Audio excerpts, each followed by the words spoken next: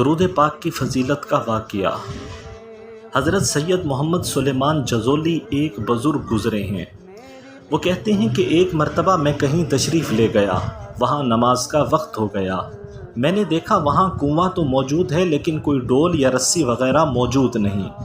میں اسی فکر میں تھا کہ نماز کا وقت گزر رہا ہے اور پانی نکالنے کے لیے کوئی چیز میسر نہیں۔ پانی اتنا گہرا تھا کہ میں اتر بھی نہیں سکتا تھا۔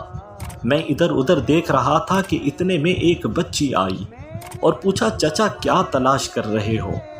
میں نے کہا، بیٹی میں نے وضو کرنا ہے لیکن پانی نکالنے کا کوئی ذریعہ نہیں۔ اس نے پوچھا، آپ کا نام کیا ہے؟ میں نے کہا، مجھے محمد بن سلیمان جزولی کہتے ہیں۔ بچی بولی، آپ وہ سلیمان ہیں جن کو سب بزرگ کہتے ہیں؟ میں نے کہا کہ ہاں، لوگ مجھے بزرگ کہتے ہیں۔ تو کہنے لگی کہ آپ کا ایسا کوئی نیک عمل ہے جس کے ذریعے آپ اللہ سے سامنے کر کے دعا مانگیں اور پانی اوپر آ جائے؟ میں نے کہا، نہیں بیٹا، میرا کوئی ایسا عمل نہیں۔ تو وہ کہنے لگی، لوگ ایسے ہی آپ کو اتنا بڑا بزرگ کہتے ہیں اور آپ ہیں کہ کنویں سے پانی نہیں نکال سکتے۔ کہنے لگی، سائٹ پر ہو جاؤ۔ میں حیران ہو کر ایک طرف ہو گیا۔ اس بچی نے اپنا لعاب دہن پانی میں ڈال دیا تو آنن فانن پانی کناروں تک آ گیا۔ کہنے لگی، پانی اوپر آ گیا ہے، آپ وضو کر لیں۔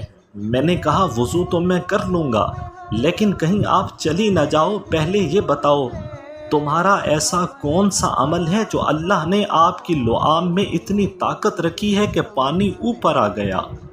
اس بچی نے کہا، چچا ایسا تو کوئی خاص عمل نہیں، لیکن میں نبی کریم صلی اللہ علیہ وسلم پر درود زیادہ پڑھتی ہوں، اور میں جب یہ عمل اللہ کے سامنے رکھوں تو اللہ میری ساری حاجتیں دور فرما دیتا ہے۔